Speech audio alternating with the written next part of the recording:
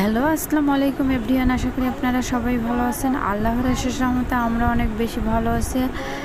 আমি রক্সি নতুন একটা ভিডিও নিয়ে আপনাদের মাঝে চলে আসলাম। প্লিজ আমার ভিডিওটি আপনারা দেখবেন এবং আপনাদের ভালো লাগা থেকে একটা লাইক কমেন্ট শেয়ার করবেন। আর আমার মতে যে জব করে, যে বাসা থেকে শুরু করে ফ্যামিলি যে লোকজনকে যে সামলানো, আবার বাবুকে সামলানোর পরে অফিস করে, তারা আমার মতো এত কষ্ট করে ভিডিও তৈরি করে, তাদের জন্য আজকের এই আমার ভিডিওটা। প্লিজ আপনারা সেইখান থেকে একটা মতামত জানাবেন, আর আপনার ভালো লাগা থেকে একটা লাইক কমেন্ট শেয়ার করবেন। আসলে চাকরিজীবী যারা চাকরি করে, একটা ভিডিও তৈরি করা যে কতটা কষ্টকর তারাই না বুঝে। তাদের মনের অবস্থা যে কীরকম হয় তারাই না বুঝে।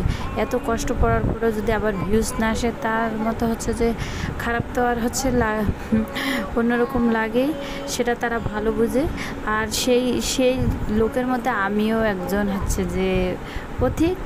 আর আপনারা যদি আমার ভিডিওটি আজকে যে দেখে ভালো লাগে, অবশ্যই লাইক কমেন্ট শেয়ার করবেন। আজকের ঈদের ছুটির জন্য বড় বড় ছাড়, বড় বড় ম্যানেজমেন্ট এখানে মিটিং করাচ্ছে, সেটা আপনাদের মাঝে আমি শেয়ার করতেছি। আমার যে এই অবস্থান থেকে আমি আপনাদের এই ভিডিও শেয়ার করতেছি। প্লিজ ঈদের ছুটিতে যে যেখান থেকে যেভাবে যাবেন, অবশ্যই যে নিজের দিকে খেয়াল রেখে অবশ্যই যাবেন। গাড়িতে ভ্রমণ করে, জার্নি করা অবশ্যই আপনারা ভালোভাবে যে সবাই দেবেন। আপনারা আমাদের জন্য দোয়া করবেন, আমরাও আপনাদের জন্য দোয়া করব। এটাই প্রত্যেকটা মানুষের নৈতিক দায়িত্ব এবং কর্তব্য।